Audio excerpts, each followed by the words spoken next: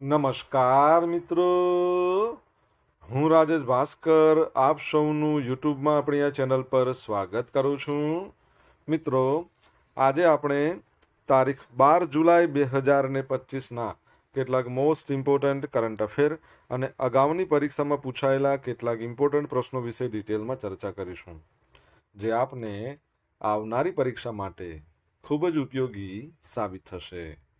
તો મિત્રો, આપ આ ચર્ચા સાથે જોડાઈ રહેજો અને વિડીયોને પહેલેથી લઈને છેલ્લે સુધી પૂરેપૂરો જોવાનો આગ્રહ રાખજો.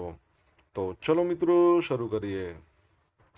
શરૂઆત કરતાં પહેલાં જણાવી દઉં કે જો તમારે આપણી આ યુટ્યુબ ચેનલને સબસ્ક્રાઇબ કરવાની બાકી હોય તો ચેનલને સબસ્ક્રાઇબ કરજો, નોટિફિકેશન બેલ આઇકોનને પ્રેસ કરીને, અને જો તમને વિડીયો પસંદ આવે તો વિડીયોને લાઇક કરજો અને તમારા જેટલા પણ મિત્રો છે જેઓ કોમ્પિટિટિવ એક્ઝામની તૈયારી કરી રહ્યા છે એ બધા મિત્રો જોડે આ વિડીયોની લિંકને અત્યારે જ શેર કરી દો. ચલો તો શરૂઆત કરીએ. સૌપ્રથમ જોઈશું અગાઉની પરીક્ષામાં પૂછાયેલા બંધારણના પ્રશ્નો, જેના જવાબો તમારે મને કમેન્ટ બોક્સમાં લખીને જણાવવાના છે. વિડીયોના લાસ્ટમાં જ્યારે હું તમને આ દરેક પ્રશ્નના જવાબ જણાવું ત્યારે તમારે ચેક કરવાનું છે કે તમે આપેલા પ્રશ્નોના જવાબમાંથી કેટલા પ્રશ્નોના જવાબ સાચા છે, અને જેટલા પણ પ્રશ્નો જવાબ સાચા હોય એનો આંકડો તમારે કમેન્ટમાં લખવાનો છે કે 10માંથી આટલા સાચા છે. ડેલી જીકે ટેસ્ટમાં આપણે રોજ 10 પ્રશ્નો પૂછે છે, એમાંથી 5 પ્રશ્નો બંધારણના હોય છે. બાકીના જે 5 પ્રશ્નો છે એ ગુજરાતની ભૂગોળના છે. તો તમે તમારા આન્સર આપો નીચે કમેન્ટ બોક્સમાં, અને હું આજના કરંટ અફેરનો પ્રથમ પ્રશ્ન છે એની શરૂઆત કરું છું. પ્રથમ પ્રશ્ન છે કે કયા રાજ્યમાં દેશનું બીજું સૌથી મોટું સ્પેસ સ્ટેશન બનાવવામાં આવશે? તો જવાબ શું આવશે? તો આપણા ગુજરાતની અંદર ભારતનું બીજા નંબરનું સૌથી મોટું સ્પેસ સ્ટેશન બનાવવામાં આવશે. તમને ખ્યાલ હશે કે અત્યારે હાલમાં ભારતમાં સૌથી મોટું જે સ્પેસ સ્ટેશન છે એ ક્યાં આવેલું છે? શ્રીહરિકોટા. કયા રાજ્યમાં છે તમારે મને જણાવવાનું છે. આ ઉપરાંત તમને જો ખબર હોય તો તમને, ના ખબર હોય તો તમને કહી દઉં કે કુલશેખરાપટ્ટિનમ છે ને, જે તમિલનાડુમાં આવેલું છે, જેમાં સ્મોલ સેટેલાઇટ હોય ને, નાના નાના સેટેલાઇટ, એને લોન્ચ કરવા માટેનું લોન્ચ પેડ બનાવવામાં આવી રહ્યું છે. તો સૌથી મોટું શ્રીહરિકોટા, સેકન્ડ નંબરનું બનશે આપણા ગુજરાતમાં. તો ઈસરો છે, ભારતીય અવકાશ સંશોધન સંગઠન, એ ગુજરાતમાં દેશનું બીજું સૌથી મોટું અવકાશ મથક સ્થાપી રહ્યું છે, જેમાં 10,000 કરોડના મહત્વાકાંક્ષી પ્રોજેક્ટ પર ઝડપથી કામ ચાલી રહ્યું છે. ઈસરોમાં જે સ્પેસ એપ્લિકેશન સેન્ટર છે ને, જે અમદાવાદમાં આવેલું છે, એના જે ડિરેક્ટર છે નિલેશ દેસાઈ, એમણે એવું જણાવ્યું છે. આ સ્ટેશન દીવ અને વેરાવળ વચ્ચે સ્થિત છે. Small satellite launch vehicle, polar satellite launch vehicle, બરાબર છે, અને રોકેટના પ્રક્ષેપણને તે ટેકો આપશે. એમણે કહ્યું કે ગુજરાતની વિષુવવૃત્તની નિકટતા અવકાશ પ્રક્ષેપણ માટે વ્યૂહાત્મક ફાયદો પ્રદાન કરે છે. તેમણે એમ પણ પ્રકાશિત કર્યું કે ઈસરો હવે સંદેશા વ્યવહાર, નેવિગેશન, રિમોટ સેન્સિંગ ટેકનોલોજીને પ્રાથમિકતા આપી રહ્યું છે, અને જે તેના વર્તમાન ધ્યાનના 70% હિસ્સા ધરાવે છે. ગુજરાત સરકારે કેન્દ્રના વિઝન સાથે સંરેખિત એક સમર્પિત અવકાશ મિશન નીતિ રજૂ કરી છે, જેનો હેતુ ભારતના અવકાશ ક્ષેત્રમાં રાજ્યની ભૂમિકાને વેગ આપવાનો છે, અને એપ્રિલ 2026 સુધીમાં સર્વેલન્સ નક્ષત્ર માટે 52 ઉપગ્રહોમાંથી પ્રથમ લોન્ચ કરશે. બરાબર છે, મિલિટરી સેટેલાઇટ જેને આપણે કહી શકીએ, 52 સેટેલાઇટ લોન્ચ કરવાનું છે. ઓકે, તો યાદ રાખજો, ગુજરાતમાં સેટેલાઇટ્સ સ્ટેશન બનશે સૌથી મોટું, બીજા નંબરનું. આગળ વધીએ. દર વર્ષે નેશનલ સિમ્પ્લિસિટી ડે ક્યારે મનાવવામાં આવે છે? તો આજનો દિવસ એટલે કે 12મી જુલાઈ છે એને કહેવામાં આવે છે નેશનલ સિમ્પ્લિસિટી ડે. સાદગીના જીવનની હિમાયત કરનાર હેનરી ડેવિડ થોરોનું સન્માન કરવા દર વર્ષે આ દિવસ છે એ મનાવવામાં આવે છે. હેનરી ડેવિડ થોરો, એમનો જન્મ 12 જુલાઈ 1817ના રોજ થયો હતો. તે વ્યસ્ત જીવનશૈલીમાં જીવન સરળ બનાવવાના માર્ગ પર આગળ વધવા માટે પ્રોત્સાહિત કરે છે. ઓકે, આગળ વધીએ મિત્રો. આજે વર્લ્ડ પેપર બેગ ડે પણ છે, 12મી જુલાઈ. તો વિશ્વ પેપર બેગ દિવસ દર વર્ષે 12મી જુલાઈએ સમગ્ર વિશ્વમાં ઉજવવામાં આવે છે. કાગળની બેગ કુદરતી અને બાયોડિગ્રેડેબલ સામગ્રીથી બનેલી હોય છે. તે નવીનીકરણીય અને કાચા માલમાંથી બનાવવામાં આવે છે, જે ફરીથી ઉપયોગમાં લેવા માટે યોગ્ય છે અને ફરીથી ઉપયોગમાં લઈ શકાય છે. પેપર બેગના ઉપયોગની જરૂરિયાત અંગે જાગૃતિ ફેલાવવા માટે વિશ્વ પેપર બેગ દિવસની ઉજવણી કરવામાં આવે છે. અને તમને ખબર છે, આ તો વાત થઈ છે પેપર બેગની. હવે તમને સપોઝ હું એમ કહું કે જે પ્લાસ્ટિક બેગ ફ્રી દિવસ એ ભારતમાં અને વિશ્વમાં ક્યારે મનાવવામાં આવે છે? પ્લાસ્ટિક બેગ ફ્રી દિવસ કમેન્ટમાં લખવા, આન્સર આવડે તો. મિત્રો, વિશ્વ મલાલા દિવસ પણ છે. પાકિસ્તાનના યુવા કાર્યકર્તા મલાલા યુસુફઝાઈ એમના સન્માન માટે સંયુક્ત રાષ્ટ્ર 2013થી 12મી જુલાઈને વિશ્વ મલાલા દિવસ તરીકે ઉજવે છે. 2014માં 17 વર્ષની ઉંમરે બાળકોના હક માટે તેમના પ્રયત્નોને સ્વીકારવા માટે સૌથી ઓછી ઉંમરની નોબેલ શાંતિ પુરસ્કાર મેળવનાર હતી. સૌથી નાની ઉંમરે નોબેલ પ્રાઇઝ મળ્યો છે શાંતિનો. ઓકે, તમને ખબર છે 2014માં આપણા ભારત તરફથી એક ભારતીય હતા જેમને પણ નોબેલ પ્રાઇઝ મળ્યો હતો શાંતિનો, આમની જોડે જોડે. શું નામ એમનું? તમને ખ્યાલ હોય તો જણાવો. તમને હિન્ટ આપું છું, બચપન બચાવો આવું તેમણે લાવ્યા હતા. શું છે? બચપન બચાવો એક ઇનિશિયેટિવ પહેલ લાવ્યા હતા. શાંતિ દિવસ 21 સપ્ટેમ્બરે મનાવવામાં આવે છે, એ પણ યાદ રાખજો. વિયાન મુલ્ડરે 23મી સદી ફટકારીને ઇતિહાસ રચ્યો. સાઉથ આફ્રિકાના ઓલરાઉન્ડર છે વિયાન મુલ્ડર. બુલાવાયોના સ્ક્વીન સ્પોર્ટ્સ ક્લબમાં ઝિમ્બાબ્વે વિરુદ્ધ 23મી સદી ફટકારી. 367 રનની ઇનિંગ રમી, એ પણ નોટ આઉટ. વિયાન મુલ્ડર પોતાની કેપ્ટનશીપની શરૂઆતમાં જ 23મી સદી ફટકારનાર વિશ્વનો પ્રથમ ખેલાડી.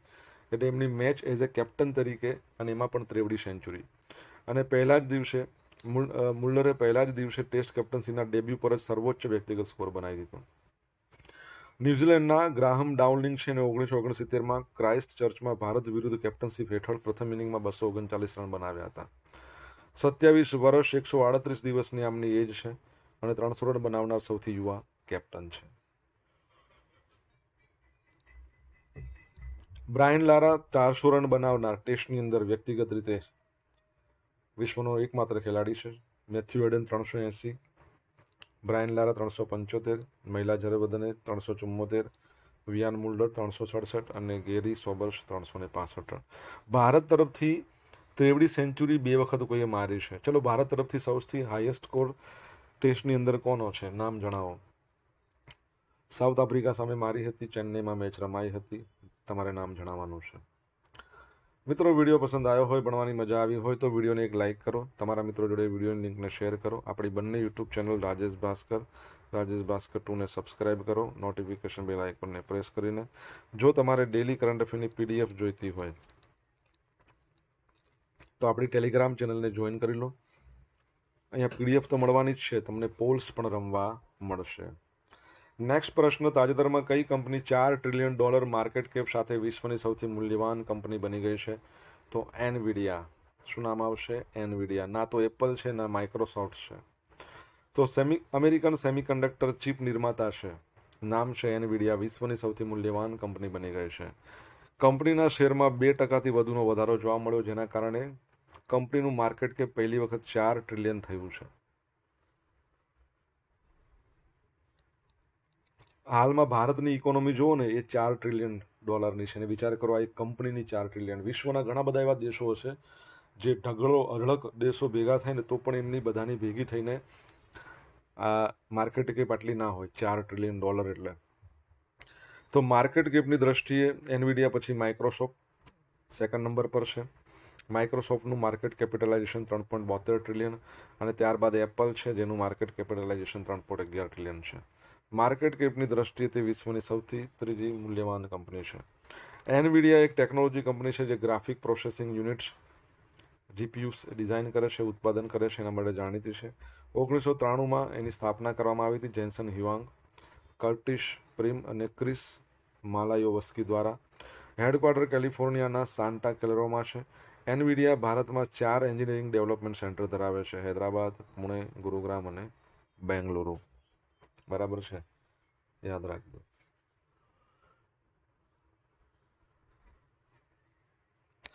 ગિની ઇન્ડેક્સ 2025 મુજબ વિશ્વ બેંક દ્વારા ભારતને વિશ્વનો કેટલામો સૌથી સમાન દેશ જાહેર કરવામાં આવ્યો છે?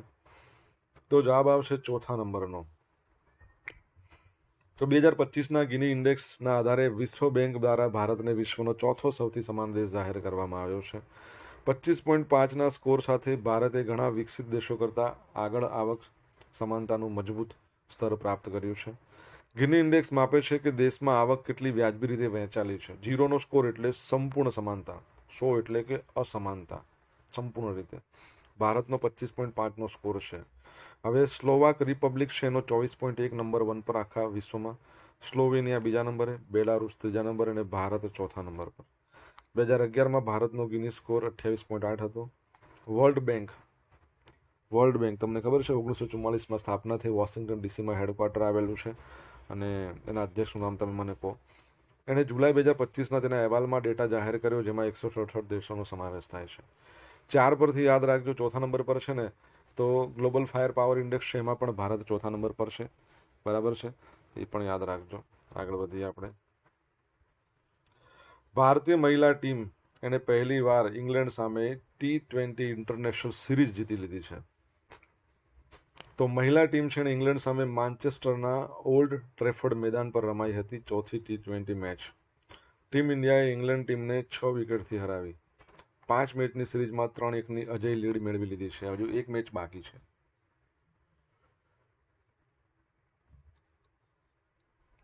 ભારતીય મહિલા ટીમે પહેલીવાર ઇંગ્લેન્ડ સામે 2થી વધુ મેચોની દ્વિપક્ષીય T20 ઇન્ટરનેશનલ સિરીઝ જીતી લીધી છે. બરાબર છે. તમને ખબર હોય તો વુમન્સ પ્રીમિયર લીગ યોજાય છે, આઈપીએલ પણ યોજાય છે. આઈપીએલનું 18મું સંસ્કરણ હતું. રોયલ ચેલેન્જર્સ બેંગલુરુ જીત્યું પંજાબ કિંગ્સને હરાવીને. વુમન્સ પ્રીમિયર લીગ છે કોણ જીત્યું છે તમને ખબર હોય તો કમેન્ટ બોક્સમાં લખીને જણાવો. સોશિયલ મીડિયાના માધ્યમથી તમે મારી જોડે કનેક્ટ રહી શકો છો. મારું ઇન્સ્ટા આઈડી rajesh.i.bhaskar છે, મારું ફેસબુક આઈડી RI ભાસ્કર છે અને ટેલિગ્રામ ચેનલ છે આપણી રાજેશ ભાસ્કર. બરાબર, જ્યાં તમને ડેલી કરંટ અફેરની PDF મળશે અને પોલ્સ પણ રમવા મળશે. જો તમને ભણવાની મજા આવી હોય તો વિડીયોને લાઇક કરો, તમારા મિત્રો જોડે વિડીયોની લિંકને શેર કરો, ચેનલ સબસ્ક્રાઇબ કરવાની બાકી તો સબસ્ક્રાઇબ કરો, નોટિફિકેશન બેલ આઇકોનને પ્રેસ કરીને. NITI Aayog NER-SDG index report 2023-24માં કયા જિલ્લાને ટોચના જિલ્લા તરીકે સ્થાન આપવામાં આવ્યું છે? તો જવાબ આવશે હનહથિયાલ. શું આવશે? હનહથિયાલ. તો નીતિ આયોગે ઉત્તર પૂર્વીય ક્ષેત્ર નોર્થ ઇસ્ટ રિજન જિલ્લા ટકાઉ વિકાસ લક્ષ્યો જે સસ્ટેનેબલ ડેવલપમેન્ટ ગોલ સૂચકાંક અહેવાલ કયો 2023-24ની એની કઈ આવૃત્તિ? બીજી આવૃત્તિ. એમાં પૂર્વોત્તર રાજ્યોના જિલ્લાઓની કામગીરી જાહેર કરી. તો સંયુક્ત રાષ્ટ્ર ટકાઉ વિકાસ લક્ષ્યોને પ્રાપ્ત કરવામાં 8 પૂર્વોત્તર રાજ્યોને 121 જિલ્લાઓ છે. એમાંથી મિઝોરમનો હનથિયાલ એ નંબર 1 જિલ્લો છે. અરુણાચલનો લોંગડિંગ 121માં નંબરે છેલ્લો જિલ્લો. મને કહો આ નોર્થ ઇસ્ટ રિજન પરથી મને યાદ આવ્યું કે ડોનર મંત્રી કોણ છે? Development of north east region. આ સૂચકાંકનો મહત્તમ સ્કોર 100 અને લઘુત્તમ 0 છે. ટોટલ 84 સૂચકાંકોનો સમાવેશ થાય છે, જેમાંથી 41 સૂચકાંકો છે એ કેન્દ્ર સરકારના વિવિધ મંત્રાલય વિભાગોમાંથી આવ્યા છે, 43 છે એ રાજ્યમાંથી. બરાબર છે. અને તમને ખબર છે નીતિ આયોગની વાત કરી છે 2015માં 1 જાન્યુઆરીની સ્થાપના થઈ, national institution for transforming India. NITI Aayog છે એના અધ્યક્ષ હંમેશા વડાપ્રધાન હોય, હાલમાં શ્રી નરેન્દ્ર મોદી સાહેબ છે. ઉપાધ્યક્ષ ડૉક્ટર સુમન કે બેરી છે અને નીતિ આયોગ છે એની આપણે વાત કરીએ તો એના CEO BVR સુબ્રમણ્યમ છે. યાદ રાખજો. ઓકે, આગળ વધીએ.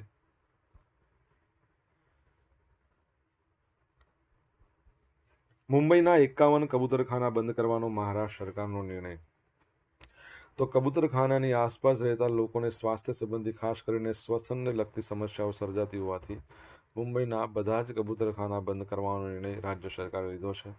આ વિશે ટૂંક સમયમાં જ રાજ્ય સરકાર બૃહન્મુંબઈ મ્યુનિસિપલ કોર્પોરેશનને જણાવશે તેવું રાજ્યના ઉદ્યોગ મંત્રી ઉદય સામંતે જણાવ્યું હતું. બરાબર છે. મહારાષ્ટ્રના ગવર્નર છે એમનું નામ શું છે તમારે જણાવવાનું છે કમેન્ટ બોક્સમાં લઈને. 2 રાજધાની છે. બરાબર, મહારાષ્ટ્રની કેપિટલ કઈ છે? 2 છે, એક તો મુંબઈ છે અને બીજું નાગપુર જે શિયાળાનું કેપિટલ છે. ઓકે, અને એમના CMનું નામ શું છે? તમને આવડતું હોય તો તમે જણાવી શકો છો.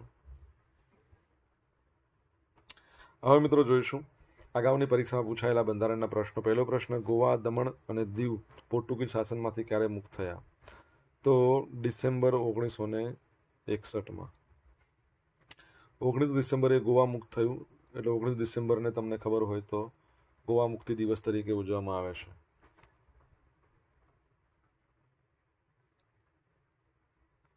બંધારણીય ઇલાજોના અધિકાર બંધારણના કયા અનુચ્છેદમાં છે? 32મા નંબરના.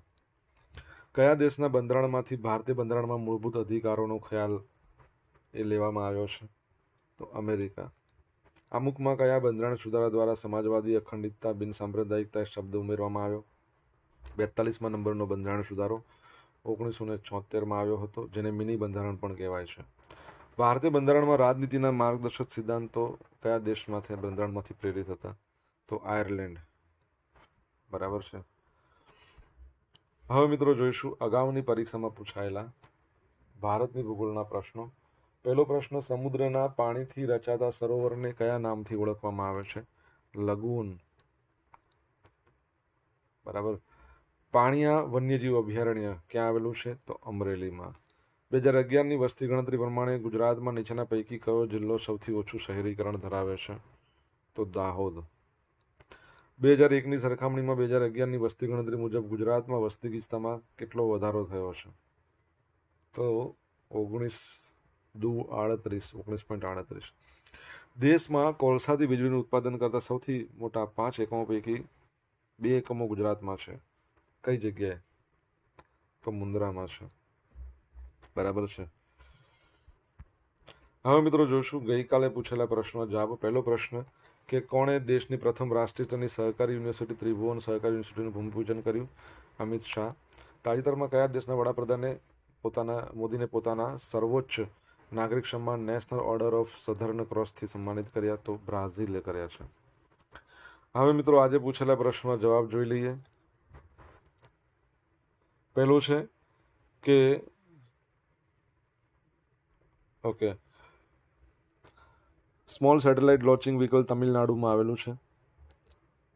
આપણું પહેલો પ્રશ્ન, ચલો આ મને યાદ આવે છે કે વર્લ્ડ પેપર બેગ ફ્રી દિવસ એ ક્યારે મનાવવામાં આવે છે? 3 જુલાઈ. પહેલો પ્રશ્ન ઓકે યાદ આવી ગયો. પહેલો પ્રશ્ન શું પૂછ્યો હતો કે શ્રીહરિકોટા છે એ કયા રાજ્યમાં આવેલું છે? આંધ્રપ્રદેશમાં.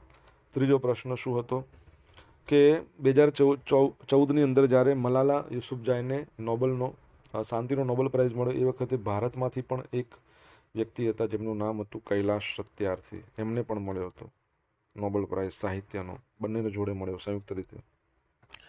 ચોથો પ્રશ્ન, ભારતમાં ટેસ્ટની અંદર સૌથી હાઈએસ્ટ સ્કોર કરનાર 319નો સ્કોર બરાબર છે સાઉથ આફ્રિકા સામે ચેન્નઈમાં. શું નામ હતું? વિરેન્દર સહેવાગ. વીરુ. બરાબર છે. 5મા નંબરનો પ્રશ્ન હતો પાંચમા નંબરનો પ્રશ્ન હતો વર્લ્ડ બેંકના અધ્યક્ષનું નામ શું છે? તો અજય બંગા. 6 નંબરનો પ્રશ્ન, વુમન્સ પ્રીમિયર લીગનું ટાઇટલ કોણે જીત્યું? મુંબઈ ઇન્ડિયને. કોને હરાવીને? દિલ્હી કેપિટલ. 7મા નંબરનો પ્રશ્ન કે ડોનર મંત્રી કોણ છે development of north east region? તો જ્યોતિરાદિત્ય સિંધિયા. 8મો પ્રશ્ન, મહારાષ્ટ્રના ગવર્નરનું નામ? સીપી રાધા કૃષ્ણન અને એના સીએમ કોણ છે? દેવેન્દ્ર ફડણવીસ. તો એ પણ યાદ રાખજો, આ પણ યાદ રાખજો, બંને અગત્યનું છે. ઓકે, આગળ વધીએ.